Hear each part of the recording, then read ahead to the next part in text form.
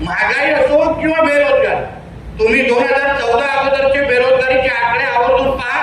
2014च्या नंतर जसं मी आवर्जून तुम्हाला सांगितलं, प्रत्येक क्षेत्रामध्ये होणारी जी गुंतवणूक, अर्थव्यवस्था आपण उगाच तिसऱ्या क्रमांकावर पोहोचतो नाही, म्हणजे गुंतवणूक होते, रोजगार निर्माण होतोय.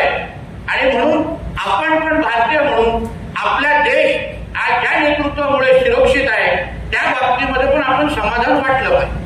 टप्प्याटप्प्याने आपल्याला दिसेलच. कुठे सांगितलं जातं की लाखोच्या संख्येने येणार आहेत, हजारोच्या संख्येने येणार आहे आणि 300, 400, 500 जमत आहे. म्हणजे ह्याच्यावरून कळत आहे की देशाचा तरुण, देशाचा युवा हा आदरणीय मोदी साहेबांच्या मागे गंभीर पद्धतीने उभा आहे.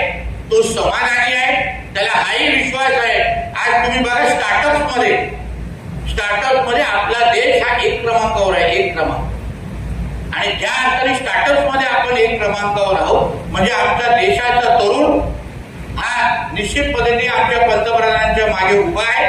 म्हणून कॉक्रोच, धुरळ, साप, बीप याला मोदी साहेबांच्या समोर हे कधीच टिकणार नाही.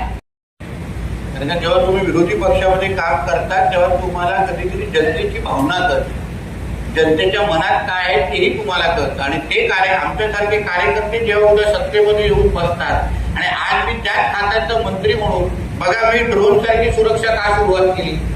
बघा, मी गस्ती नौका, आता स्टीलच्या 2 गस्ती नौका पुढच्या 2 आठवड्यामध्ये आमच्या मत्स्य खात्यामध्ये टोटल 15, पहिले 2 गस्ती नौका ते पण स्टीलच्या आधुनिक गस्ती नौका आपल्या किनारपट्टीवर तुम्हाला दिसतील. हे निर्णय मी का घेऊ शकलो? कारण मी स्वतः ते आंदोलन केलेलं आहे. मला स्वतः माहिती आहे की पारंपरिक मच्छीमारांना काय त्रास होतो. मला स्वतः प्रत्येक डिपार्टमेंटमध्ये काही अधिकारी त्यांना कसे मदत करतात. आणि म्हणून त्याच खात्याचा मंत्री म्हणून आज सगळीकडे कौतुक ह्या 2 उल्लेख ह्या खात्यांचा का होत आहे? कारण का एक असा कार्यकर्ता आज त्या खात्याचा मंत्री आहे ज्यांनी त्या संबंधित आंदोलन केलेले आहे. म्हणून मला ती दुसरी बाजूची ती पण भावना चांगल्या पद्धतीने माहीत असल्यामुळे आज मला निर्णय घेणं अतिशय सोपं झालेलं आहे.